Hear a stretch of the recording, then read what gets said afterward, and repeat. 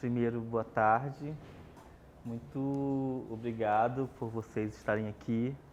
Muito obrigado por se disponibilizarem a dividir esse tempo comigo, com a Bia, com essa exposição, com a Cláudia, com o espaço. Muito obrigado. Muito obrigado, Bia, pelo convite, pelas conversas. Para mim é uma honra estar aqui nessa exposição. Eu fui é a primeira vez que estou vindo aqui, na verdade, mas eu fui na de São Paulo, eu nem sei quantas vezes eu fui, mas eu fui várias vezes lá. Eu fui na abertura, voltei lá algumas vezes, fiquei dedicado a algumas partes da exposição. Essa foi uma das partes que mais me tocou, porque é a parte, acho que é um tipo de versão, né, de olhar dos Yanomamis, e isso me tocou muito por ser um modo de comunicar dos Yanomamis, né, diferente de um modo tradicional. A exposição como um todo tá muito sensível e muito forte, né? Ainda mais nesse lugar que estamos agora, nesse tempo que estamos, né? Em que os temas das décadas de 60, 70, 80, que a Cláudia estava com os Yanomamis, que estavam no Brasil, em outros lugares indígenas também, com Xicrim, enfim. Aqueles mesmos temas voltam de novo à tona, e parece que é um reviver daquelas cenas, né? Muito honrado também de estar num lugar onde o Ailton já esteve e falou tão brilhantemente, né? Eu não pude acompanhar a conversa dele no dia, mas depois eu assisti o vídeo e fiquei imaginando como é que foi no dia essa fala do Ailton. E é isso. Primeiro, agradecer, parabenizar ao IMS, parabenizar a equipe, a todo mundo que fez essa exposição ser presente, né? Ser presente como estar no local, e ser presente como estar atual também, né? Eu sou o Denilson, né? Sou do povo Baniwa, do Rio Negro, Amazonas. Eu estou olhando aqui porque alguns parentes Baniwas falaram que vem, e eu estou ansioso para vê-los, porque faz muito tempo que eu não vejo, e eu espero que eles consigam vir. Eu vim então do Rio Negro, né, onde eu vivi o que é ser Baniwa e o que é ser também um agente de um movimento que luta pelos direitos e por toda a vida indígena, né, que a gente conhece lá.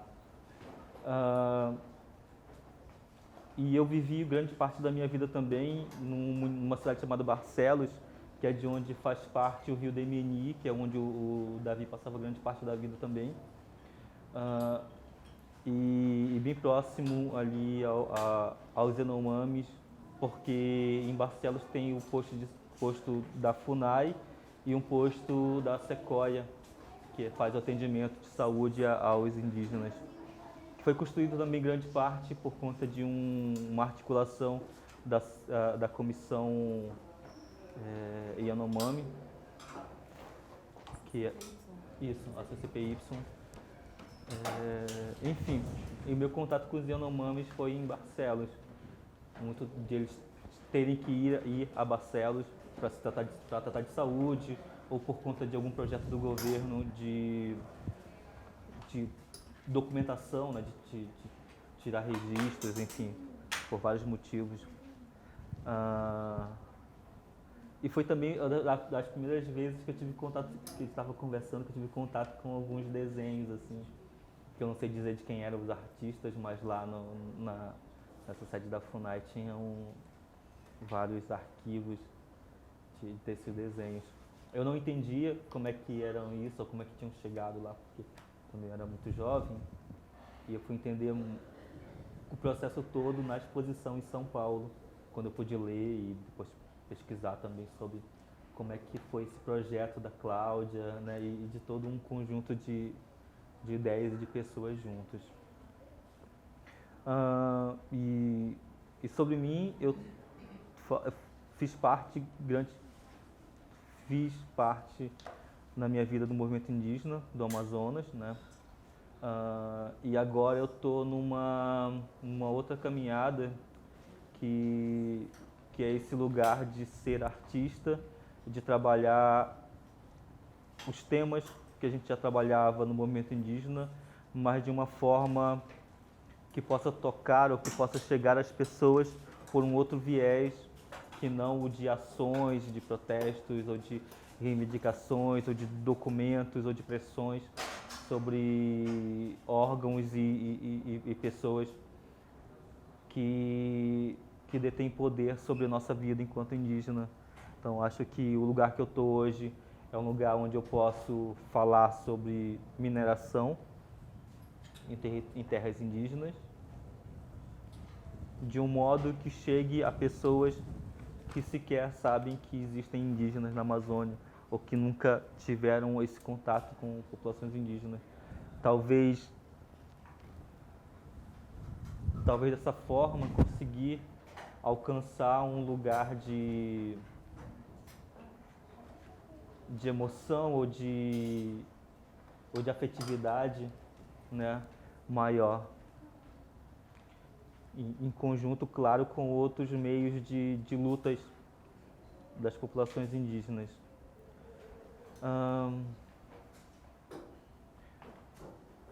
Eu não conheço muito a realidade Yanomami, porque eu sou Baniwa e eu nunca fui a uma aldeia Yanomami, e o contato que eu tive com os Yanomamis foi em Barcelos, mas muito pouco também. Mas acho que tem algumas coisas que são comuns às populações indígenas. E quando eu aceitei o convite para estar aqui, eu pensei muito em como que uma coisa tão não indígena, digamos assim, quanto o papel e uma canetinha hidrográfica pode dizer tanto sobre uma cultura, pode comunicar tanto sobre o que é ser Yanomami, ou o que é ser Bani, ou o que é ser tucano, ser chavante, ser uma pessoa indígena. E eu estava falando com a Bia que é muito isso que eu faço também, né? De tornar visível, de tornar tátil uma ideia abstrata, principalmente quando se fala de espiritualidade, de coisas invisíveis. Eu acho que tem um aspecto interessante que eu acho que cruza bastante com o seu trabalho, que é essa série de desenhos feita pelo André. Na segunda linha, na primeira coluna, tem uma história de uma morte da Celina, que é uma personagem, e que nessa história ele conta, é um ritual fúnebre da Celina. Quando um Yanomami falece, você faz ele tem um processo de... Você não enterra um corpo, né? Você coloca ele numa urna com folhas e deixa isso na mata para que isso seja drenado, até que isso restam só ossos e você produz um mingau com esse pó desse osso. E nesse desenho eles estão preparando esse mingau e você toma esse mingau até chegar um momento que você fica mais do que saciado, e aí tem uma figurinha que está no chão ali. A anotação dizia isso, que essa pessoa comeu o mingau até desmaiar no chão. Então eu acho interessante que esses tempos ele se sobrepõe, né? Quando você conta uma história, um acontecimento e que acaba sendo um retrato de uma mitologia, ao mesmo tempo faz parte de uma prática do cotidiano, e que a narrativa ela se sobrepõe e esses tempos se sobrepõem também. E eu acho que você podia falar um pouco disso, que no seu trabalho também a gente conversou um pouco sobre essa sobreposição de tempos na mesma narrativa. Eu acho que você às vezes coloca um assunto urgente, mas que conversa com um contexto mais urbano. Acho que você podia talvez falar isso, como é essa relação no seu trabalho. Eu lembrei agora de um trecho da fala do Ailton, quando ele diz que está com o Davi em algum país, acho que europeu, não sei, mas eles vão até uma exposição que tem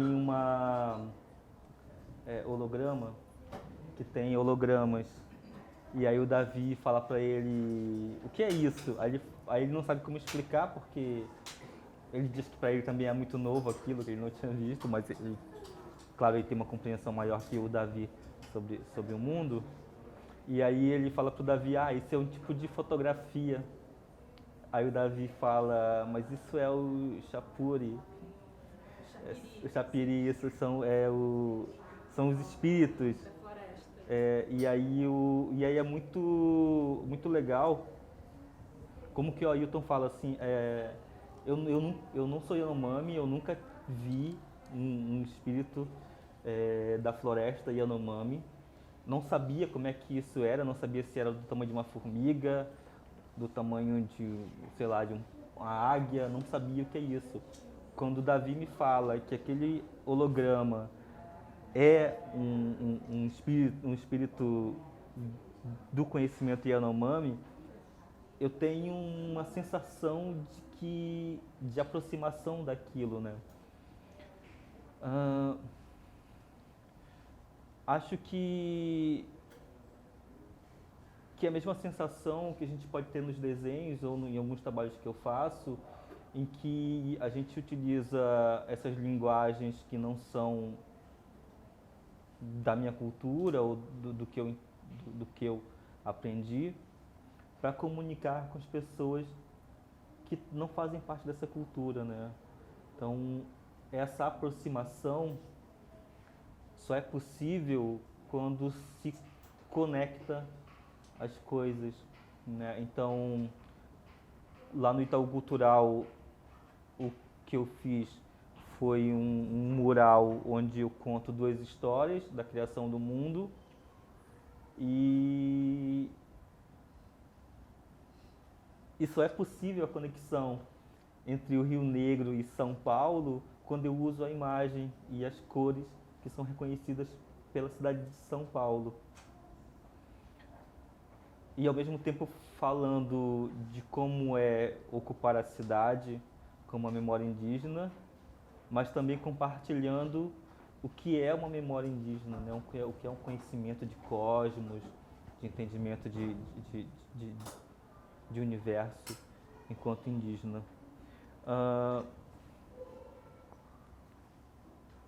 De certa maneira eu vejo como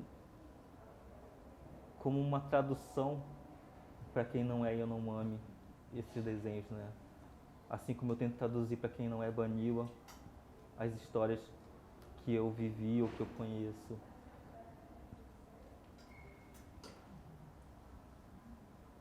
Tem pessoas no mundo que vieram para fazer essas conexões. Aí eu entendo o que Cláudia fez, sabe? O que outras pessoas fizeram, de conectar mundos tão diferentes para que se complementem, né?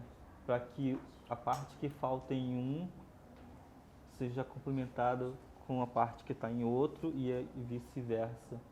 Eu tenho um trabalho que é esse, né? Que é o Pajé Jaguar, o Pajé Onça, que nos Baniwas a pessoa que se dedica ou que se dispõe a passar pelo processo de se tornar um Mari ou um pajé, um xamã, é uma escolha muito dura, né? Porque não é só, não sei, não é só ir num ritual e beber ayahuasca ou cheirar iecuana ou participar de um ritual para se entender o que é o universo, né? Inclusive da história do início pra gente, quando ah, a primeira pessoa que diz que foi primeiro pajé toca a pena de Kama tal, aí tem não sei, um segredo do universo, assim, né? De uma única vez, e aí, e aí, e aí se percebe que não dá para você saber tudo de uma única vez, né? Tem que passar por um processo. E daí vem esse processo todo de você se dedicar a vida inteira a conhecer o cosmos, a conhecer o que é o universo. Então a escolha muito dura, né? Tanto pelo processo de se tornar, porque passa-se por dietas, por reclusões, por dores, por alguns sofrimentos, mas também por alegrias. Mas é um processo que dura muito tempo e é muito duro, que não é para todos e não é para qualquer pessoa. Então, quando a pessoa chega num estágio onde ele é o jaguar,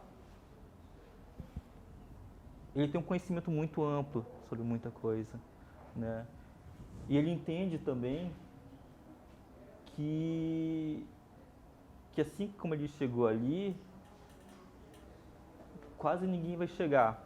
Então, se eu alcanço um estágio tão alto de conhecimento, qual é o meu papel com aqueles que não conseguem chegar até esse lugar? É eu tentar ensinar, é eu compartilhar o que eu aprendi. Esse talvez seja, não é, mas talvez seja a responsabilidade de quem chega a ser um xamã, a ser um pajé, a ser uma pessoa sábia ou uma pessoa que entende o cosmos de uma outra maneira, que se conecta com mundos que as pessoas normais não conseguem se conectar, de compartilhar esses conhecimentos e assim, nesse compartilhamento, poder ajudar essas pessoas a se reconectarem também, né? Eu fiz essa pintura no Itaú Cultural lá em São Paulo, muito pensando sobre como que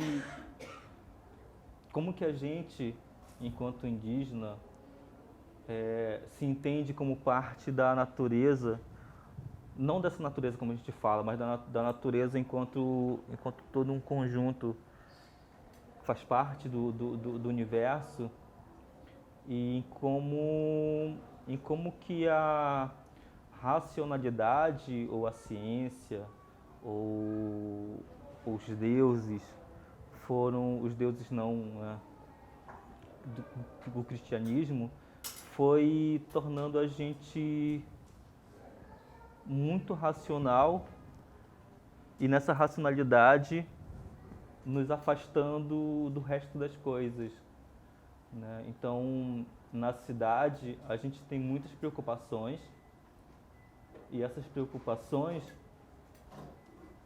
não nos colocam como parte de algo. Nossas preocupações na cidade é o sucesso, é vencer, é ser feliz, é ter posses, é ter várias coisas que acho que até num nível de niilismo, no sentido de que eu que importo, né? E que já que não existe nada fora da materialidade, o que importa sou eu. Enquanto a gente lá está mais ligado ao que é ao que é metafísico, né? Ao que não, que é invisível, ao que não se vê, ao que se sente, ao que se presencia de outras maneiras, ao que se vê com outros sentidos além da visão, ao que se escuta, ao que se sente por outros sentidos além desses que nos ensinaram a usar só. Ah,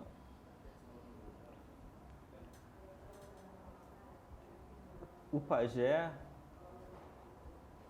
como um conhecedor de tudo, de todos esses mundos, ele é capaz de nos reconectar, sabe, com uma coisa para além do material. E essa reconexão é uma volta da gente entender que a gente entender que faz parte de um todo, de que não somos os seres mais inteligentes ou de que somos os seres que detêm poder sobre outros seres vivos ou outros seres, né, que não que não somos que não somos os seres que dominam tudo ou que catalogam tudo, e que isso faz sentido. Ah, o, o pajé, acho que ele consegue essas reconexões entre a gente, sabe? E assim como um artista também, né? Assim como um artista. Eu entendo que a gente indígena, por conta de várias coisas que não são escolhas nossas desde sempre, ah, a tendência nossa é o fim do mundo, né? Não digo fim do mundo enquanto planeta, mas fim do mundo da gente enquanto povo, enquanto ser. Ah, eu li em algum lugar que povos desaparecem todo tempo, assim, né? Por diversas coisas. E eu lembro muito de uma reportagem que eu li sobre uma senhora que ela e os 2 netos eram os últimos do povo dela, e que ela ensinava os netos a língua e que ela estava tentando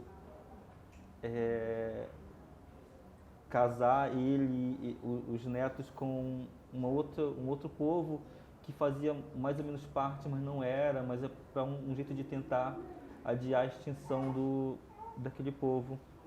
Era no Pará. E, enfim, não sei o que aconteceu, mas a gente, em certo sentido, mesmo tendo, sei lá, 20 mil Baniwas e tantos outros mil Yanomami, tantos outros mil Ticuna, e tantos outros mil povos que existem no Brasil, a gente acaba estando numa urgência de sobrevivência, né? De adiar nosso término todos os dias. E, e um dos modos de adiar é se fazer conhecido, né? Se fazer presente, se fazer ser notado, para que as pessoas ao menos digam: tem alguém ali que a gente precisa não cuidar, mas estar juntos para que não desapareçam. Ah, esse modo de compartilhar nossas histórias, mitologia, nossas, nossas vidas, nossos entendimentos, de certa maneira é um modo de sim, de nos proteger, de nos, de, nos, de nos fazer importantes para, para que as pessoas sintam que a gente precisa continuar vivendo, né? Ah,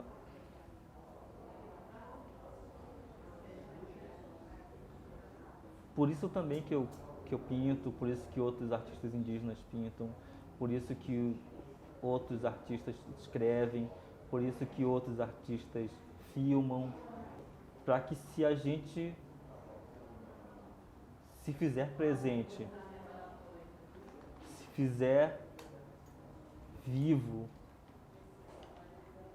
e ser notado, que a gente consiga aí continuar vivendo, né? Continuar adiando esse fim do nosso mundo, né? Ainda falando sobre a cultura oral, né, a oralidade dessa permanência da cultura, né, dessa forma de passar adiante, a gente conversou uma coisa que eu achei interessante, que você falou que a partir do momento que uma pessoa representa, né, isso aqui seria a legenda dessa imagem, diz que é Ioase grávido, se eu não me engano, e a gravidez é representada como uma gravidez na panturrilha, né, que se forma na panturrilha, e aqui já seria, desculpa, a gravidez de Omama, e aqui já seria o filho, né? A partir do momento que você desenha e coloca essa imagem no papel, essa imagem, essa história cria uma realidade, tá ali no papel. Isso foi você que me disse, quando você põe no papel, aquilo passa a ser verdade. Então a gente passa a entender que o Mama é azul e o Asa é vermelho, e eles têm 4 dedos cada um, e tem 3 de um lado, e eles têm umas bolinhas. E quão violento isso também pode ser, né? A fixação da imagem. Sim. Eu acho que, pelo que o Davi conta pra gente na Queda do Céu, as imagens são muito presentes, mas elas não são fixadas. Tem a ver com um pouco com a história da fotografia, que as imagens delas aconteciam na câmera escura, mas elas não se fixavam. E a partir do momento, como isso se... a partir do momento que a gente fixa essas imagens, você cria esses símbolos. E como na religião cristã, por exemplo, esses símbolos foram introduzidos e aquilo foi, com essa agressividade, torna-se uma realidade e isso é imposto, né?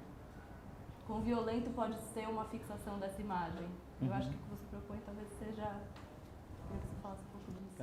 Nossa, você notou mesmo o que eu falei.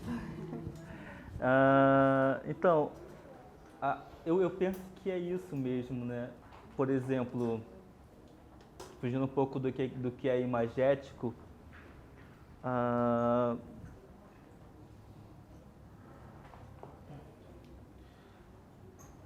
os idiomas, né? A fala ela é viva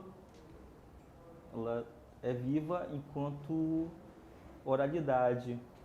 Quando a gente cria uma gramática, ela morre, porque se padroniza e se cristaliza o que é aquele idioma, né? Então, quando o português era vivo, até quando o rei lá fez a primeira gramática. E aí, a partir daí, o que se tem são aliterações, são inserções, são algumas coisas, mas não se movimenta como uma língua viva. E se cristaliza a coisa para que se passe com mais facilidade, para que seja mais compreensível, para que seja mais acessível, para que seja inclusive mais fácil de reproduzir, né? Na questão da imagem, se a gente fala de Baniwa, Penham Pirikuri, que é o criador, e ele tem várias histórias que contam sobre ele, com algumas imagens, né, que são faladas, algumas descrições, fala-se da peneira, onde ele ficou, e aí se diz como é que era a textura dessa peneira, o desenho que tinha, o formato e tudo, mas não se tem uma imagem do que é. O artista, assim como o primeiro artista que pintou Jesus, assim como o primeiro artista que fez a estátua de Netuno, de Zeus, assim como o primeiro artista que fez a imagem dos deuses indianos e de outros criadores, ele cristaliza uma imagem que passa a ser o reconhecimento daquilo para todo mundo. Isso, de certa forma, é uma agressão ao que a história viva, né? Não estou dizendo que é errado, nem que isso não deve existir. Só estou dizendo que quando se cria uma imagem, se estatiza o que aquilo é. Então, todo mundo, a partir daquela primeira imagem criada, vai fazer a representação daquele ser como cópia da primeira, né? Assim como a língua pode ter modificações, pode ter acessórios, adereços, pode ter posturas ou ambientes diferentes, mas sempre vai carregar um resquício do que foi a primeira imagem. De certa maneira, eu optei de não criar imagens de nenhum ser mítico ou de nenhum ser invisível, justamente porque eu não quero essa responsabilidade para cima de mim. Que acho que alguém tem que fazer isso, mas eu não me disponho a fazer isso. Porque realmente é uma coisa que talvez só um xamã consiga fazer. Porque inclusive ele, como alguém que transita em mundos, ele já conseguiu ver além desse tempo presente. Né? Talvez um xamã seja a pessoa própria para fazer uma descrição imagética do que é o Omama, como ele consegue ir nesses lugares que a gente não consegue, e ele conversa com esses seres, né? Ele está presente com esses seres. Acho que ele consegue descrever melhor, assim. Mas eu não me sinto confortável em criar uma imagem para Kamatawa, sei lá. Eu sei que é uma águia, que é um gavião real, grande, mágico, poderoso, e eu conto isso para todo mundo, e é isso que as pessoas e eu temos que saber. Não de que cor que era a pena dele, se o bico dele era mais recurvo ou não, sabe? É uma águia poderosa, é isso. Eu não quero cristalizar essa imagem. Eu nunca tive com Kamatawa, né? Talvez o xamã já tenha estado com os espíritos. É isso, acho que é isso. Mas de certa maneira cristaliza, né? Cristaliza. Você já explica sobre como que Omama engravidou na panturrilha, na batata da perna, por uma imagem já feita. E aí todo mundo aqui agora já não vai imaginar uma coisa, já vai ter uma lembrança do que é. Por isso que a gente tem que se manter vivo, tem que criar meios de nos manter vivo para que essa história não morra também. E aí se a gente morrer, é ótimo que tenha um desenho explicando o que é, mas é bom que estejamos vivos para contar essa história. Mas também é um respeito aos próprios contadores dessas histórias, porque, não sei, sobre Kamatawa dos Baniwa, acho que todos os clãs têm uma história específica sobre ele. E todos entendem ele como uma coisa que às vezes pode ser igual ou não. E aí, voltando a Jesus, pode ser que eu crie uma imagem de um Jesus branco de olhos azuis e cabelos claros que não corresponda com o que era Jesus. Aí tem várias imagens de Jesus, né? E logo na abertura da exposição, que eu acho que, pelo menos para mim, resume muito o que é a exposição, o que foi o trabalho, o que é o trabalho da Cláudia e o que isso representa para os Yanomamis. Alguém muito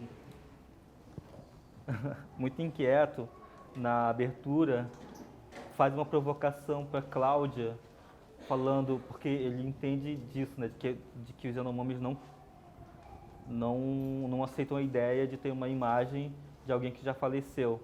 Isso é uma ofensa, não sei, uma coisa bem séria.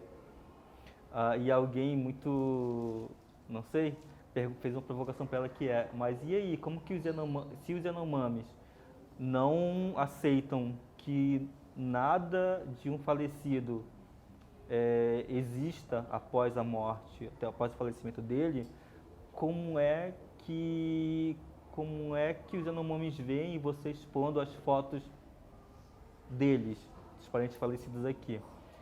E aí a Cláudia, muito sagaz, já entendendo esses tipos de perguntas, responde que eu não sou Yanomami, mas o Davi está aqui, tem mais 3 xamãs aqui, então eu vou dar a pergunta para o Davi e o Davi, se quiser, responde. Aí o Davi levanta e fala, a gente não gosta, a gente não aceita que as imagens sejam expostas. A gente não faz parte da nossa cultura guardar nada de alguém falecido. Não faz parte da nossa cultura mostrar nada de alguém já falecido.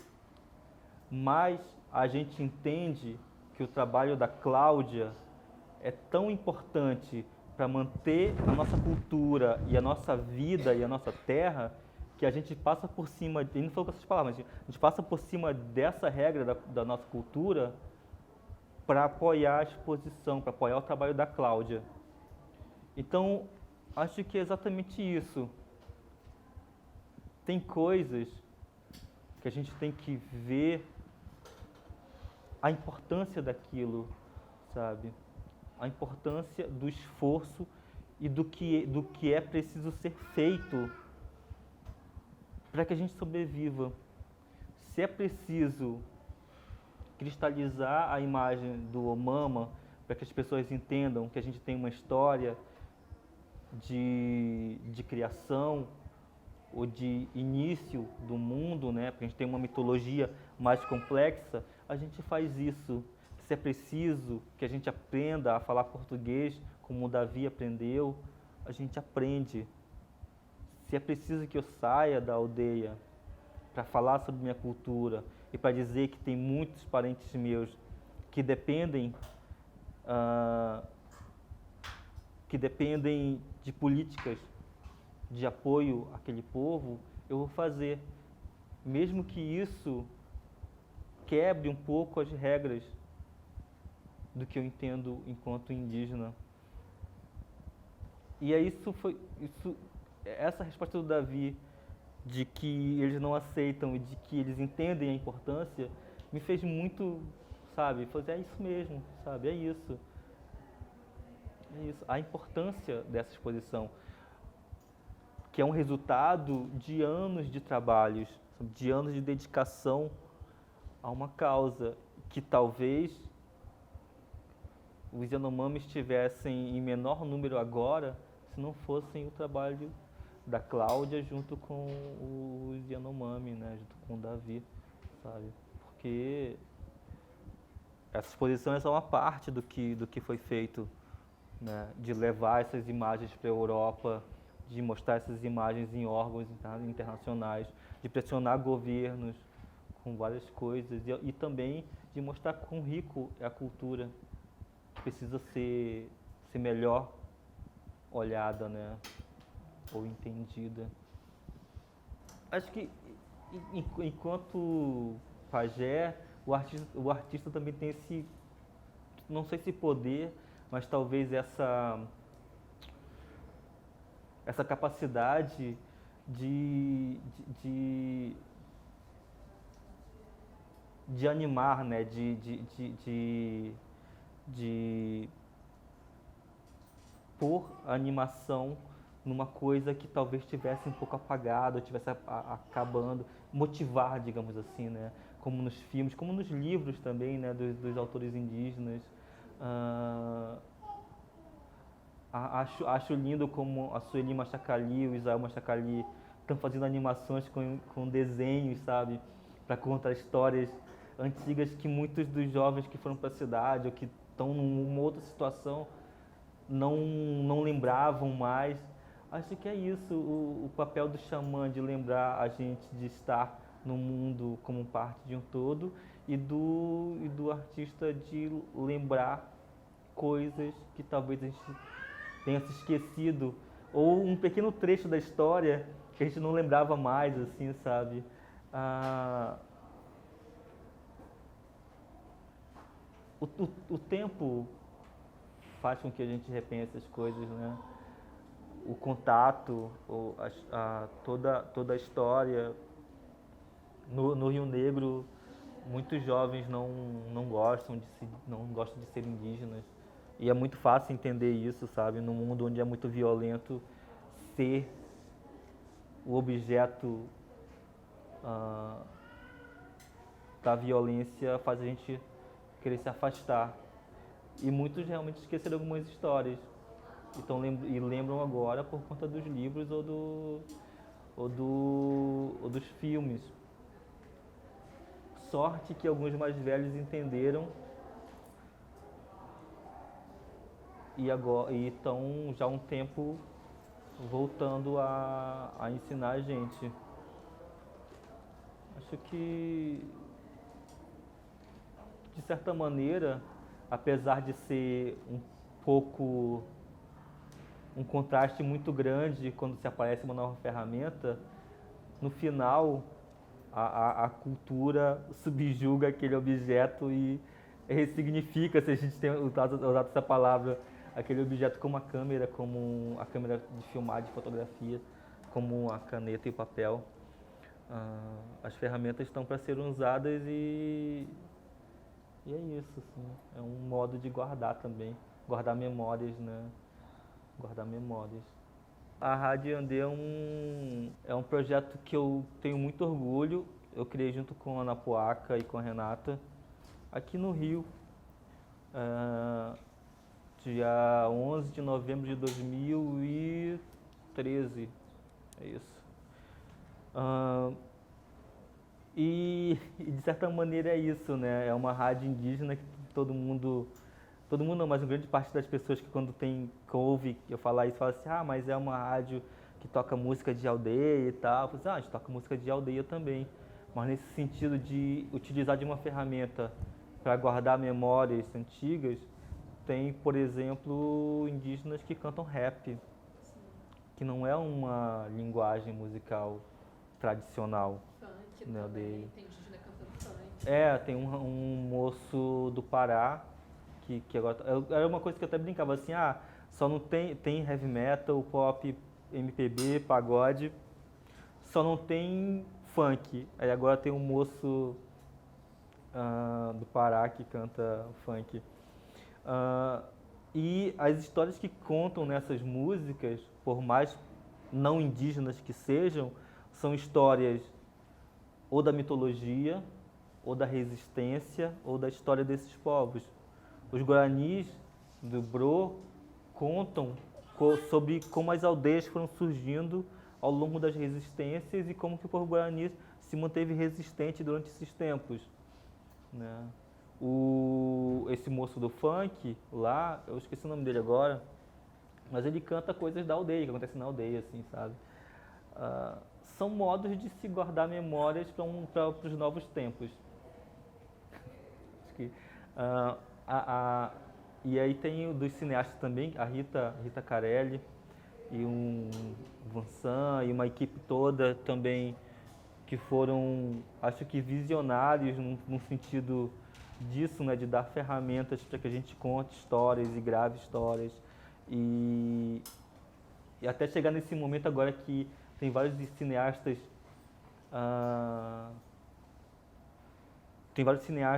entendendo melhor o que é o cinema, o que é o audiovisual, inclusive ganhando prêmios, sabe? O Tacumã, que começou no projeto do Vídeo nas Aldeias, tem vários prêmios ganhos com os filmes, usando a lente para ampliar uma visão enquanto ser cuicuro, sabe? O próprio Daniel Munduruku, com o prêmio Jabuti.